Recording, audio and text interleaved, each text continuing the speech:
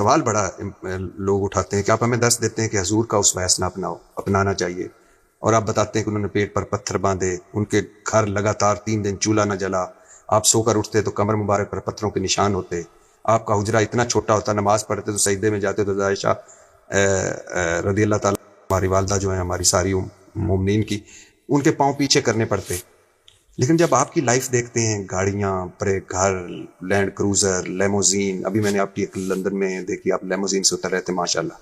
وہ تو میرے دوست کی تھی. تو نبی والی درویشی کیوں نہیں وہ آپ میں، جو ہمیں آپ بتاتے ہیں کہ ہم چھوٹے گھر بناؤ تو.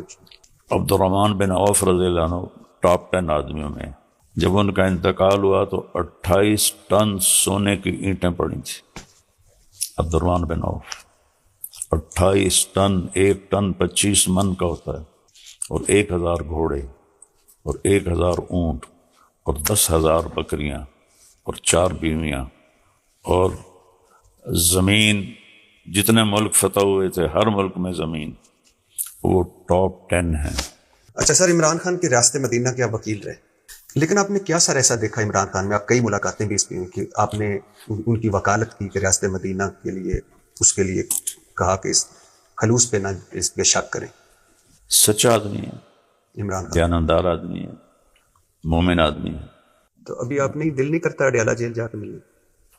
نہیں، وہ تو ملنے ہی نہیں دیتے تو کیا کرتے؟ آپ کے تو سارے جاننے والے ہیں. نہیں، وہ نہیں ملنے دیں گے. ویسے اگر ملنے دیں تو جائیں ضرور. کیا کہنا چاہیں گے اگر آپ جا کر اسے؟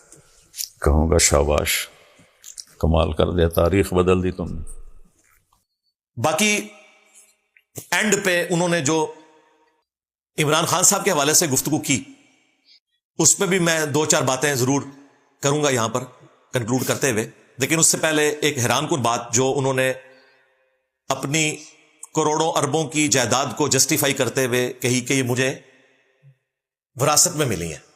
ٹھیک ہے، ہمیں کوئی اعتراض نہیں ہے، لیکن اس کے بعد انہوں نے اپنی دولت کو جسٹیفائی کرنے کے لیے سیدنا عبد الرحمن بن عوف کے حوالے سے جو کچھ بیان کیا، اس کو سن کے حضرت عبد الرحمن بن عوف جو عشرۃ مبشرہ میں سے ہیں، 10 جنتی اصحاب میں سے، ان کے بارے میں کوئی ہمارے دل میں اچھے جذبات پیدا نہیں ہوئے.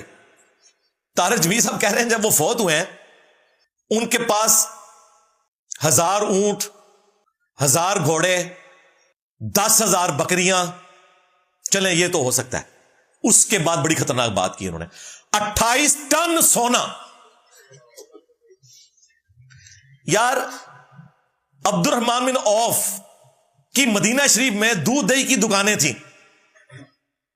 مدینہ شریف کی آبادی مشکل سے اس وقت مشکل سے بھی ہوئی تو 5 سے 10 ہزار تھی. پورے سعودی عرب میں بھی کوئی دودھ دہی کی 8 بھی دکانیں کھول لے، 28 ٹن سونے کا مالک نہیں ہو سکتا. کہانی شریف ہے یہ. یعنی میں تو سن کے، اگر عبد الرحمن بن عوف کے پاس 28 ٹن سونا اپنا تھا کمایا ہوا، تو میرے دل میں ان کے لیے کوئی اچھے جذبات نہیں پیدا ہوں گے. میں تو پوچھوں گا کہ بھئی یہ کیسے انہوں نے کما لیا مختصر سی زندگی میں. آج کے دور میں تو پیسے کی ریل پیل ہے اور فرینچائز پوری دنیا میں پھیل جاتی ہے. اس زمانے میں تو ایک گاؤں کی چیز دوسرے گاؤں میں نہیں تھی بکتی.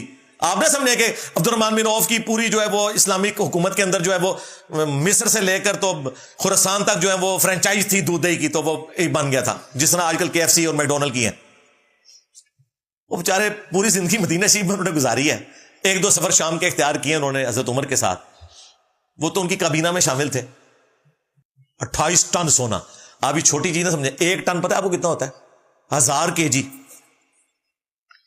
28,000 کلو سونا عبد الرحمن بن عوف کے ماتھے مار دیا اپنے آپ کو بچانے کی خاطر.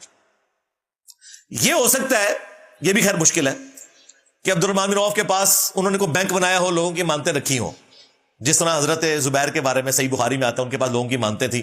ان کے بیٹے نے بعد میں قرض اتارا جب وہ جنگ جمل میں شہید ہو گئے. یہ کہہ رہے ہیں ان کی اپنی دولت، اور پھر یہ بھی کہہ رہے ہیں کہ 2 دفعہ انہوں نے اپنی دولت زیرو کی ہے. اس کے باوجود اس زمانے میں تو کوئی سوچ نہیں سکتا، آج کے زمانے میں بھی آلموسٹ یہ مشکل ترین کاموں میں سے ہے. ایک دودھ دہی کی دکان سے یا 100 بھی دکانیں ہوں، مدینہ شریف میں 100 تو نہیں ہوں گی، 28 ٹن. میں نے اس کو کیلکولیٹ کیا، آج میں نے اس پہ بھی اپنا ٹائم لگایا.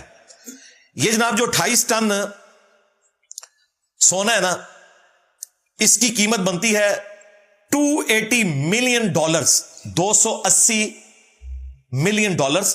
اور پاکستانی روپیز میں آج کی ڈیٹ میں 78 ارب روپیہ بنتا ہے, 78 ارب.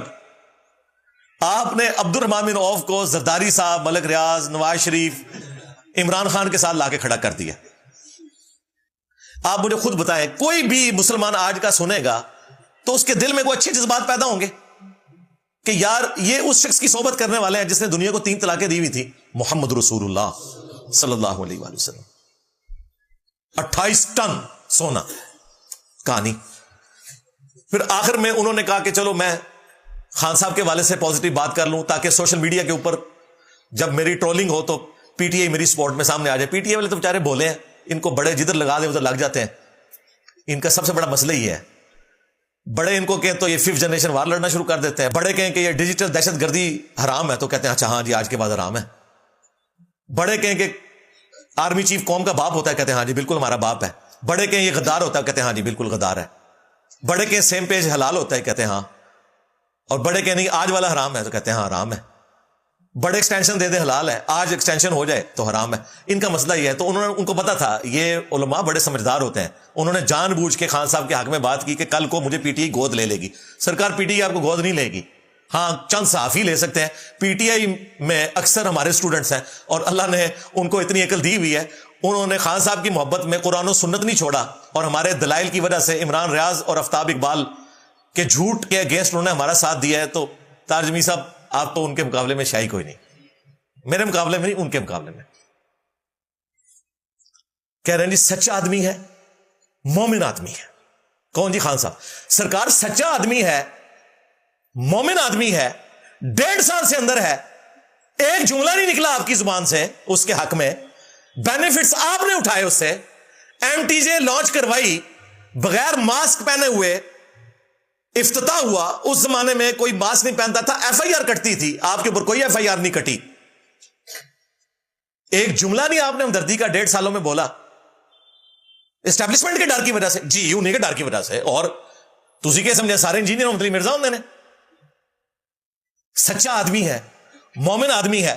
تو عدت کیس جب بےہودگی پہ مبنی بنایا گیا تھا, سرکار آپ کدھر تھے؟ علماء کا یہ کام نہیں تھا کہ فرنٹ سے لیڈ کرتے کہ یہ بغیرتی نہ کرو. میں نے کیا, 6 لاکھ لوگوں نے, میں نے وہ جج کا فیصلہ پڑھ کے جس طریقے سے اسے ٹیکنیکلی ڈسکس کیا, یہ صرف میں نے کیا. عمران ریاض کو جب بعد میں پتا چلا, کہتے ہیں ہاں منو پتا لگا ہے, وہ تو رو بیک ہے. 9 مئی کے اوپر آپ کدھر تھے؟ آپ کا کام تھا کہ ان بچوں کو بھی سمجھاتے, ریاستی اداروں کے لوگوں کو بھی سمجھاتے. 26 نومبر کے اوپر آپ کدھر تھے؟ آج کہتے ہیں جی سچا آدمی ہے, مومن آدمی ہے. پھر وہ کہتے ہیں مجھے موقع ملا تو میں جیل میں چلا بھی جاؤں گا. سرکار آپ کبھی بھی نہیں جائیں گے, آپ نے جانا ہوتا تو ابھی تک آپ چلے جاتے. باقی لوگ جا کے ملا ہے, ارشاد بھٹی ملا ہے یار جا کے, اور تو چھوڑ دے. اور تو طارق میر صاحب نہیں مل سکتے تھے, ان کے تو تعلقات بھی ہیں. پھر کہتے ہیں جی علماء سے لوگ دین نہیں سیکھتے. جب علماء کا کام تھا کہ فرنٹ سے لیڈ کریں اور عدت کیس کے اوپر بات کریں, اس وقت تو علماء جو ہیں وہ اسٹیبلشمنٹ کے ڈر سے اپنے گھر میں بیٹھے رہے. آج 1.5 سال بعد وہ بھی بھٹی صاحب نہ کہلواتے تو انہوں نے بولنا بھی نہیں تھا. تو یہ ہر بندے کا جگرا نہیں ہوتا, ہر بندے کی دلیری نہیں ہوتی کہ وہ سچائی کے ساتھ کھڑا ہو. میں آخر میں صرف طارق جمیل صاحب سے یہی کہوں گا کہ آپ نے اگر عمران خان صاحب کے ساتھ غداری نہیں نہ کی تو وفاداری بھی کوئی نہیں کی. آپ نے فائدے اٹھائے, لیکن جب ان پہ برا وقت آیا آپ ان کے ساتھ کھڑے نہیں ہوئے. لہذا یہ پوڈ کاسٹ میں 2 جملے, سچا آدمی ہے, مومن آدمی ہے. 1.5 سال بعد پتہ لگا ہے سچا آدمی ہے, مومن آدمی ہے. اور انجینئر صاحب وہ ہے جی گمراہ ہے, بدتمیز ہے, دائی کہلوانے کا حقدار ہی نہیں ہے. ابھی میں چاہتا تو میں عمران خان صاحب کی جو کنٹینر پہ زبان ہے نا وہ ساری بتا کے نا میں طارق جمیل صاحب کو کہہ سکتا تھا کہ یہ بندہ ہے جو بدتمیز نہیں ہے, لیکن میں وہ کام نہیں کر رہا. وہ پی ٹی آئی والوں کو بھی پتا ہے, ان کے مخالفین کو بھی پتا ہے. باقی وہ کلپ خود ساتھ جوڑیں گے, پھر پتہ چل جائے گا کہ یہ لوگ اس طرح کی سٹیٹمنٹس کیوں دیتے ہیں. صرف پبلک ڈائنامکس کو دیکھتے ہوئے کہ ہماری کوئی سنوائی ہو جائے گی, لوگ ہمیں گود لے لیں گے. سرکار کوئی گود نہیں لیں گے, کوئی فرق نہیں پڑتا. دیکھیں اللہ کے فضل سے ہم نے کبھی کسی کی کوئی پرواہ نہیں کی ہے. اتنے بڑے بڑے حملے ہوئے ہیں میرے اوپر, قاتلانہ حملوں کے علاوہ علمی حملے, اس حوالے سے کہ مجھے ڈیفیم کرنے کی کوشش کی. پولیٹیکل جماعتوں نے, اسٹیبلشمنٹ نے, ایف آئی آرز کاٹی گئی. اور یہ 2025 تو ہمارے لیے آزمائشوں کا سال ہے. سٹارٹنگ میں مفتی منیب صاحب جیل میں آ گئے, میں ایک دن پہلے ویڈیو بنا چھڑی کہ آ جاؤ سرکار, میں کہا انہوں نے پھر بعد ہی بہانہ بنا دینا, بعد ہی انہوں نے کہا کہ وہ تو مناظرے کے لیے آئے نہیں تھے. ٹھیک ہے, اس کے بعد یہ ایک پولیٹیکل جماعت والے نے, یوٹیوبرز نے ہنگامہ کھڑا کیا, میں انہوں نے پورا پہ گیا. اب یہ طارق جمیل صاحب نے کیا, اور ابھی تو آج 12 بجے اپلوڈ ہو چکی ہوگی طارق مسعود صاحب کی وہ پوڈ کاسٹ, تو ظاہر ہے ابھی تو 1:15 ہوئے ہیں, تو وہ تو میں انشاءاللہ رات کو ٹائم ملا نہیں تو کل جا کے دیکھوں گا, ہو سکتا ہے اگلی اتوار مجھے اس کے اوپر بھی بولنا پڑے. ویسے بھٹی صاحب نے جو اس کا وہ ٹیزر چلایا ہے نا, ٹریلر, اس میں جو انہوں نے سوال پوچھے نا, یہی اصل سوال تھے. امید ہے مفتی صاحب نے بورا کھولا ہوگا اور ان کے جوابات دیے ہوں گے, اور اگر نہیں دیے یا سیٹسفائی نہیں کر سکے تو پھر آپ کو اب میرا ان کے ساتھ بیٹھنے والا جو ایک ایپیسوڈ ہے نا, اس کو یاد کرنے کی ضرورت ہی نہیں ہے کہ بیٹھنے کی ضرورت ہے یا نہیں ہے.